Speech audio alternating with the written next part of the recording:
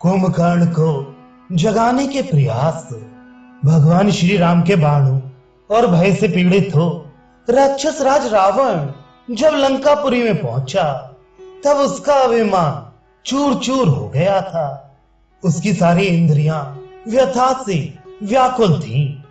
जैसे सिंह गजराज को और गरुण विशाल नाग को पीड़ित एवं पराजित कर देता है, उसी प्रकार महात्मा रघुनाथ जी ने राजा रावण को अभिभूत कर दिया था।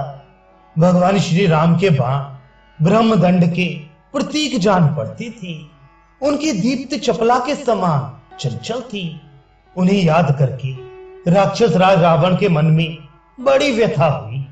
सोने के बने हुए दिव्य एवं श्रेष्ठ सिंहासन पर बैठकर राक्षसों की ओर देखता हुआ रावण उस समय इस प्रकार कहने लगा, मैंने जो बहुत बड़ी तपस्या की थी वह सब अवश्य ही व्यर्थ हो गई, क्योंकि आज महेंद्र तुल्य पराक्रमी मुझ रावण को एक मनुष्य ने परास्त कर दिया।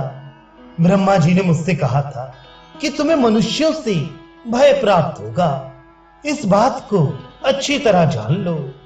उनका कहा हुआ ये घोर वचन इस समय सफल होकर मेरे समक्ष उपस्थित हुआ है। मैंने तो देवता, दानव, गंधर्व, यक्ष, राक्षस और सर्पों से ही अवध्य होने का वर मांगा था।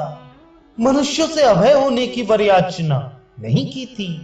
पूर्व काल में इक्ष्वाकु वंशी राजा अनरण्य ने मुझे श्राप देते हुए कहा था कि राक्षसाधम, कुलंकार, दुर्मते मेरे ही वंश में एक ऐसा श्रेष्ठ पुरुष उत्पन्न होगा जो तुझे पुत्र, मंत्री, सेना, अश्व और सारथी के सहित सम्रांगण में मार डालेगा। मालूम होता है कि अनरण्य ने जिसकी ओर संकेत किया था ये दशरथ कुमार राम वही मनुष्य है। इसके सिवा पूर्व काल में मुझे वेदवती ने भी श्राप दिया था, क्योंकि मैंने उसके साथ बलात्कार किया था। जान पड़ता है वही ये महाभागा जनक नंदिनी सीता होकर प्रकट हुई है। इसी तरह उमा, नंदीश्वर, रंभा और वरुण कन्या ने भी जैसा जैसा कहा था वैसा ही परिणाम मुझे प्राप्त हुआ है। सच है, ऋषियों की बात कभी झूठी नहीं होती। ये श्राप ही मुझ पर भय अथवा संकट लाने में कारण हुए हैं। इस बात को जानकर अब तुम लोग आए हुए संकट को टालने का प्रयत्न करो। राक्षस लोग राजमार्गों तथा गोपुरों के शिखरों पर उसकी रक्षा के लिए डटे रहे। साथ ही जिसके गांभीर्य की कहीं तुलना नहीं है, जो देवताओं और दानवों का दर्प दलन करने वाला है, तथा ब्रह्मा जी के श्राप से प्राप्त हुई निद्रा जिसे सदा अभिभूत किए रहती है, उस कुंभकर्ण को भी जगाया जाए। प्रहस्त मारा गया और मैं भी सम्रांगण में परास्त हो गया। ऐसा जानकर महाबली रावण ने राक्षसों की भयानक सेना को आदेश दिया कि तुम लोग नगर के दरवाजों पर रहकर उनकी रक्षा के लिए यत्न करो, पर कोटों पर भी चढ़ जाओ और निद्रा के अधीन हुए कुंभकर्ण को जगा दो। मैं तो दुखी, चिंतित और अपूर्ण काम होकर जाग रहा हूं, और वे राक्षस काम भोग से अचेत हो बड़ी निश्चिंतता के साथ सुखपूर्वक सो रहा है। वह कभी 9, कभी 7, कभी 10 और कभी 8 मास तक सोता रहता है। ये आज से 9 महीने पहले मुझसे सलाह करके सोया था। अतः तुम लोग महाबली कुंभकर्ण को शीघ्र जगा दो। महाबाहु कुंभकर्ण सभी राक्षसों में श्रेष्ठ है। वे युद्ध स्थल में वानरों और उन राजकुमारों को भी शीघ्र ही मार डालेगा। समस्त राक्षसों में प्रधान ये कुंभकर्ण समर भूमि में हमारे लिए सर्वोत्तम विजय वैजयंती के समान है।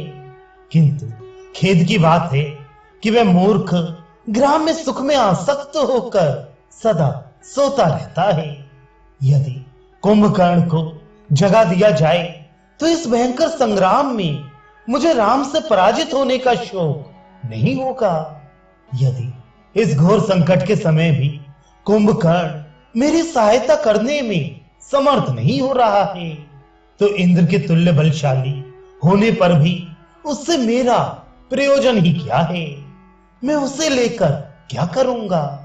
राक्षसराज रावण की वह बात सुनकर समस्त राक्षस बड़ी घबराहट में पड़कर कुंभकर्ण के घर गए।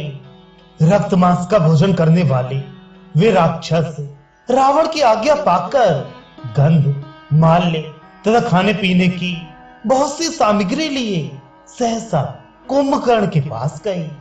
कुंभकर्ण एक गुफा में रहता था जो बड़ी ही सुंदर थी और वहां के वातावरण में फूलों की सुगंध छाई रहती थी। उसकी लंबाई चौड़ाई सब ओर से एक एक योजन की थी तथा उसका दरवाजा बहुत बड़ा था।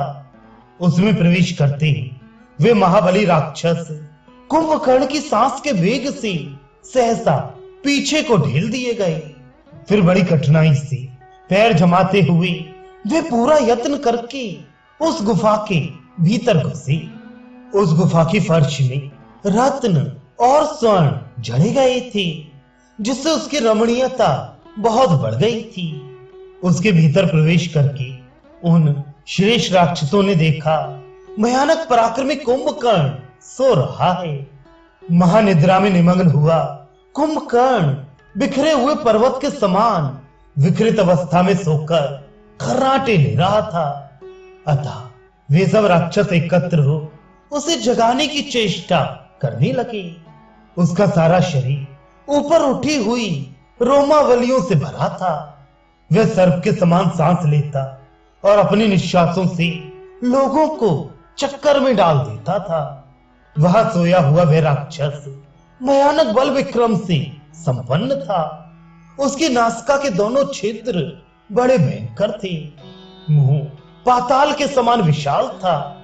उसने अपना सारा शरीर शैया पर डाल रखा था और उसकी देह से रक्त और चर्बी की सी गंध प्रकट होती थी। उसकी भुजाओं में बाजूबंद शोभा पाते थे। मस्तक पर तेजस्वी किरीट धारण करने के कारण वह सूर्य देव के समान प्रभा पुंज से प्रकाशित हो रहा था। इस रूप में निशाचर श्रेष्ठ शत्रु दमन कुंभकर्ण को उन राक्षसों ने देखा। तदनंतर उन महाकाय निशाचरों ने कुंभकर्ण के सामने प्राणियों के मेरु पर्वत जैसे ढेर लगा दिए, जो उसे अत्यंत तृप्ति प्रदान करने वाले थे। उन श्रेष्ठ राक्षसों ने वहां मृगों, भैंसों और सुअरों के समूह खड़े कर दिए तथा अन्न की भी अद्भुत राशि एकत्र कर दी। इतना ही नहीं, देवद्रोहियों ने कुंभकर्ण के आगे रक्त से भरे हुए बहुतेरे घड़े और नाना प्रकार के मांस भी रख दिए। तत्पश्चात उन्होंने शत्रु संतापी कुंभकर्ण के शरीर में बहुमूल्य चंदन का लेप किया। दिव्य सुगंधित पुष्प और चंदन सुघाए, धूपों की सुगंध फैलाई, उस शत्रु दमन वीर की स्तुति की तथा जहां तहां खड़े हुए राक्षस मेघों के समान गंभीर ध्वनि से गर्जना करने लगे। इतने पर भी जब कुंभकर्ण नहीं उठा, तब अमर्ष से भरे हुए राक्षस चंद्रमा के समान श्वेत रंग के बहुत से शंख फूंकने लगे तथा एक साथ तुमुल ध्वनि से गर्जना करने लगे। वे निशाचर सिंहनाद करने, ताल ठोंकने और कुंभकर्ण के विभिन्न अंगों को झकझोरने लगे। उन्होंने कुंभकर्ण को जगाने के लिए बड़े जोर जोर से गंभीर ध्वनि की। शंख, भेरी और पणव बजने लगे। ताल ठोंकने, गर्जने और सिंहनाद का शब्द सब ओर गूंज उठा। वे तुमुलनाद सुनकर पक्षी समस्त दिशाओं की ओर भागने और आकाश में उड़ने लगे। उड़ते उड़ते वे सहसा पृथ्वी पर गिर पड़ते थे।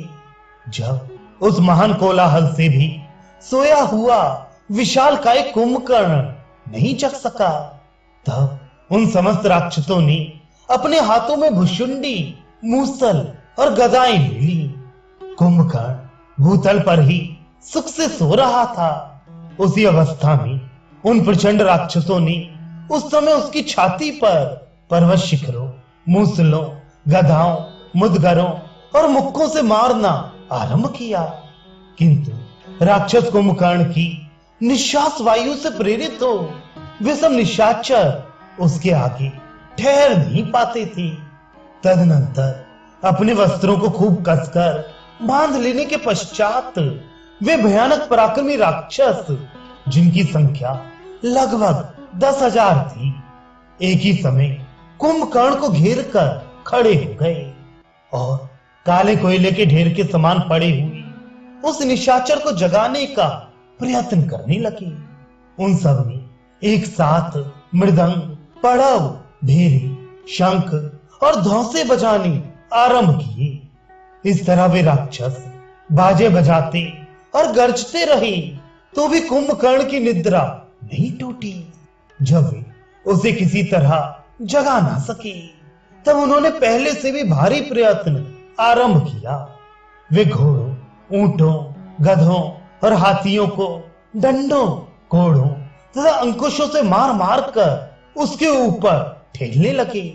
सारी शक्ति लगाकर भेरी, मृदंग और शंख बजाने लगे तथा पूरा बल लगाकर उठाए गए बड़े बड़े काष्ठों के समूहों, मुदगरों और मूसलों से भी उसके अंगों पर प्रहार करने लगी।